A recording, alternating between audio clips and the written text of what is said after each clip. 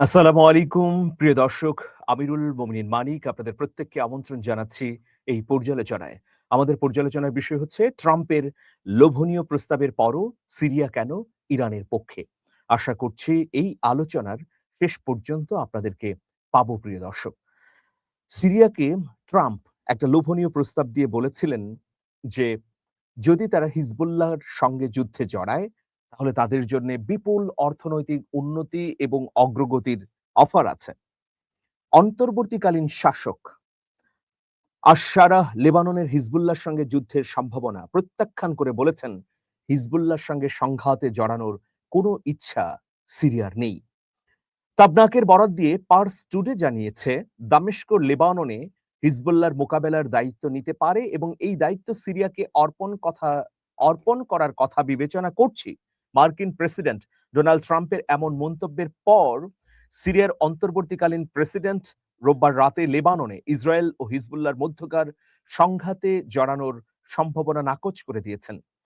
Fox নিউজে ট্রাম্পের এই মন্তব্য এমন এক সময়ে হয়েছে যখন লেবাননে চলমান যুদ্ধ এবং দেশটিতে ইসরায়েলি হামলা সুইজারল্যান্ডে চলমান মার্কিন ইরান আলোচনার উপর প্রভাব ফেলছে।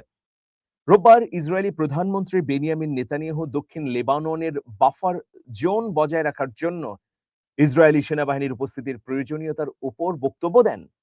ইসরায়েলি সেনাবাহিনী লেবানন সরকারের সঙ্গে আলোচনা জোরদার করার জন্য ইসরায়েলের রাজনৈতিক নেতৃত্বের প্রতি আহ্বান জানায়। এই সপ্তাহে দুই পক্ষের আবারও বৈঠকের বসার কথা রয়েছে। ট্রাম্প এবং তার ভাইস প্রেসিডেন্ট জেডি ভ্যান্স উভয়ই লেবাননে ইসরায়েলের আচরণ নিয়ে বারবার অভিযোগ করেছেন এবং এটিকে ইরানের সঙ্গে আলোচনা ব্যাহত করতে পারে বলেও আহ, তারা তুলে ধরেছেন। রোববার সকালে ট্রাম্প তার সামাজিক যোগাযোগ মাধ্যমের অ্যাকাউন্টে একটি পোস্ট করে হিজবুল্লাহর তীব্র সমালোচনা করেন, কিন্তু তিনি লেবাননে হামলায় বেসামরিক হতাহতের ঘটনা এবং হিজবুল্লাহকে আরো আগে পরাজিত করতে না পারার জন্য ইসরায়েলকে দায়ী করেন। হিজবুল্লাহর সঙ্গে আলোচনায় বসবেন কিনা জানতে চাইলে আশ-শারা বলেন, যদি এটা লেবানন ও সিরিয়ার স্বার্থে হয় তাহলে অবশ্যই আলোচনায় বসতে চাই। দেখুন, সিরিয়ার অন্তর্বর্তীকালীন প্রেসিডেন্ট আশ-শারা খুব স্পষ্ট অবস্থান নিয়েছেন। অনেকে ভেবেছিলেন সিরিয়ার অন্তর্বর্তীকালীন সরকার সম্ভবত ডোনাল্ড ট্রাম্পের প্রস্তাবে, বা এটাকে আমি ফাঁদ বলবো, ফাঁদে পা দেবেন। কিন্তু অত্যন্ত প্রজ্ঞাপূর্ণ সিদ্ধান্ত আশ-শারা গ্রহণ করলেন। আপনারা সবাই জানেন, সিরিয়ার এক সময়ের প্রেসিডেন্ট স্বৈরশাসক বাশার আল আসাদ ছিলেন ইরানপন্থী।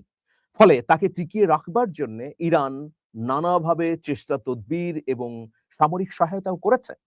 কিন্তু বাশার আল আসাদকে উৎখাত করতে তুরস্ক বরাবরই বিদ্রোহী গোষ্ঠীগুলোকে সমর্থন দিয়েছে, অস্ত্র দিয়েছে, অর্থও দিয়েছে। আর তুরস্কের এই অবস্থানকে সবসময় সমর্থন করেছে মার্কিন যুক্তরাষ্ট্র এবং দেশটির প্রেসিডেন্ট ডোনাল্ড ট্রাম্প। সেই হিসেবে বলা যায় যে শত্রুর শত্রু আমার বন্ধু। মানে, যেহেতু অন্তর্বর্তীকালীন প্রেসিডেন্ট আশ-শারার এই ক্ষমতায়ন ইরান ভালোভাবে দেখছে না, সুতরাং ইরানের প্রক্সি এলাই হিজবুল্লাহর বিরুদ্ধে আশ-শারা লড়াই করবেন বা তার বাহিনীকে হিজবুল্লাহ দমনে কাজে লাগাবেন। এটাই তো স্বাভাবিক সমীকরণ। এটাই মনে করেছিলেন ডোনাল্ড ট্রাম্প। সেই জন্য তিনি ইসরায়েলের বিরুদ্ধে তোপ দাগিয়ে বলেছিলেন যে তোমরা হিজবুল্লাহকে দমন করতে পারবে না। তার চেয়ে বরং এই দায়িত্বটুকু আমি যদি সিরিয়ার অন্তর্বর্তীকালীন আ সরকারকে দেই তাহলে তারা খুব সফলতার সঙ্গে করতে পারবে। এটা নিয়ে কিন্তু নতুন চাঞ্চল্যও তৈরি হয়েছিল। আপনারা জানেন, লেবাননের বিরুদ্ধে অব্যাহতভাবে গণহত্যা চালাচ্ছে ইসরায়েল। এই গণহত্যার বিরুদ্ধে শক্তভাবে দাঁড়িয়ে গেছে ইরান। কারণ যে চুক্তিটি মার্কিন যুক্তরাষ্ট্র এবং ইরানের মধ্যে হয়েছে তার একটি বা প্রথম গুরুত্বপূর্ণ শর্তই হচ্ছে সব ফ্রন্টে ইরান এবং ইসরায়েলের যুদ্ধ বন্ধ করতে হবে।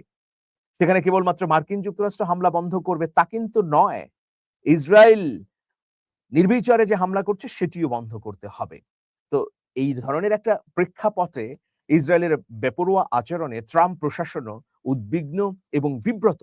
তার পরিপ্রেক্ষিতেই আমরা গত কয়েক সপ্তাহের ট্রাম্প নেতানিয়াহুর আলাপ আলোচনা এবং টেলিফোন কনভারসেশন যদি পর্যালোচনা করি তাহলে দেখব যে ভয়াবহ সম্পর্কের অবনতি হয়েছে। আজকেও মার্কিন যুক্তরাষ্ট্রের ভাইস প্রেসিডেন্ট জেডি ভ্যান্স তিনি নেতানিয়াহুর বিরুদ্ধে এক হাত নিয়েছেন। আর নেতানিয়াহু কি বলেছেন?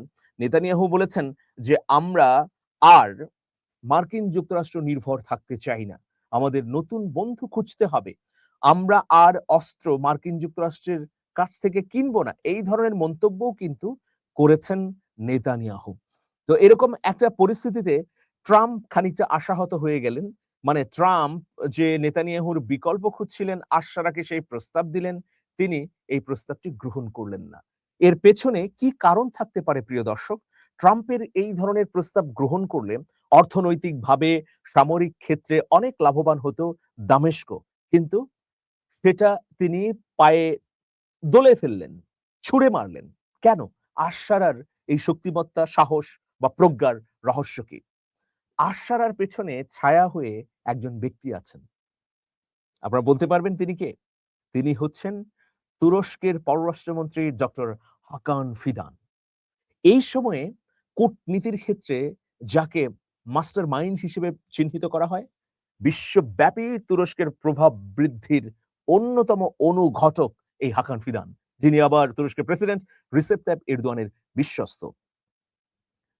সিরিয়া তুরস্কের সীমান্তবর্তী হওয়ায় এবং দীর্ঘদিন ধরে সিরিয়ার বিদ্রোহী গোষ্ঠীগুলোকে পৃষ্ঠপোষকতা করায় এই মুহূর্তে আঙ্কারা কিন্তু দামেস্কের পাশে শক্তপোক্তভাবে আছে। একদম সহজভাবে যদি বলি তাহলে বলা যায় বড় ভাই এরদোয়ান তুরস্ককে গুছিয়ে দিচ্ছেন আর সারা এরদোয়ানের পথ অবলম্বন করছেন।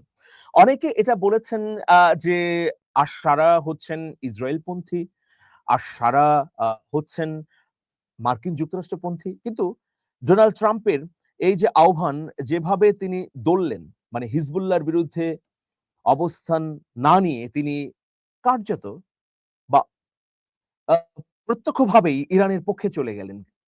কেন তিনি এটি করলেন? কারণ তার পেছনে অভিভাবক বা পথ নির্দেশক হিসেবে হাকান ফিদানের কৌশল কাজ করছে।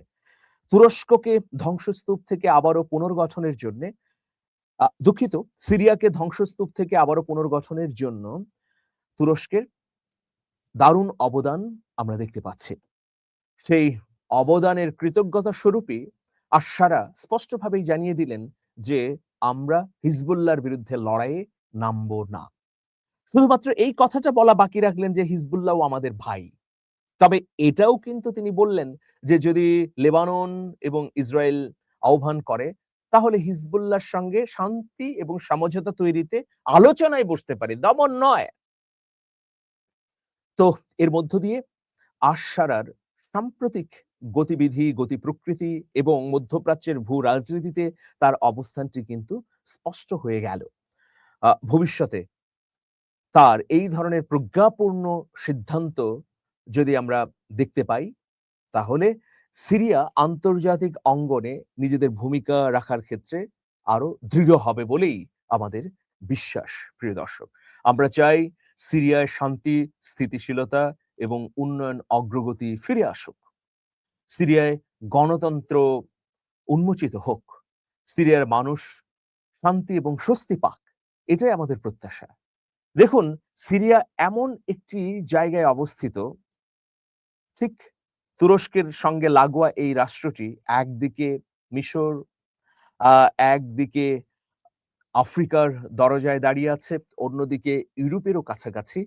ভূ-রাজনৈতিক অবস্থান হিসেবেও সিরিয়ার ভূখণ্ড খুবই গুরুত্বপূর্ণ। এই সিরিয়াকে নিয়ে বছরের পর বছর ষড়যন্ত্র হয়েছে। হাজার, হাজার বছরের ঐতিহ্য এবং ইতিহাসের আকর ভূমি হচ্ছে এই দামেস্ক। তো সুতরাং এর শান্তি, স্থিতিশীলতা এবং জনগণের উন্নয়ন অগ্রগতি খুবই জরুরি। মধ্যপ্রাচ্যকে স্থিতিশীল রাখতে হলে সিরিয়াকে স্থিতিশীল রাখতে হবে। সিরিয়াকে নিয়ে যে টানা-হেচড়া, একদিকে ইরান, অন্যদিকে তুরস্ক, আরেকদিকে পরাশক্তি মার্কিন যুক্তরাষ্ট্র বা ইসরায়েল, তাদের কারোরই কোপানলে পড়ে সিরিয়া ধ্বংস হোক, এটা আমাদের প্রত্যাশা নয়। আমাদের প্রত্যাশা সিরিয়া তার আগের ঐতিহ্য নিয়ে মাথা উঁচু করে দাঁড়াক। সিরিয়ার জনগণ আবারও বিশ্বব্যাপী তাদের অবদানের স্বাক্ষর রাখুক। প্রিয় দর্শক, আজকে এ পর্যন্তই। সবাই ভালো থাকবেন। আশরাকে অনেক ধন্যবাদ। তিনি অন্তত মুসলিম ব্রাদারহুড চেতনায় হিজবুল্লাহর পক্ষে অবস্থান নিলেন। পরোক্ষভাবে হলেও ডোনাল্ড ট্রাম্পের গালে একটা চপেটাঘাত পড়ল। আর ইসরায়েল এটা জেনে গেল যে সিরিয়া এবং এর প্রেসিডেন্ট আশ-সারা ইসরায়েলের বন্ধু নয়। ভালো থাকবেন সবাই। শুভেচ্ছা নিরন্তর। আল্লাহ হাফেজ।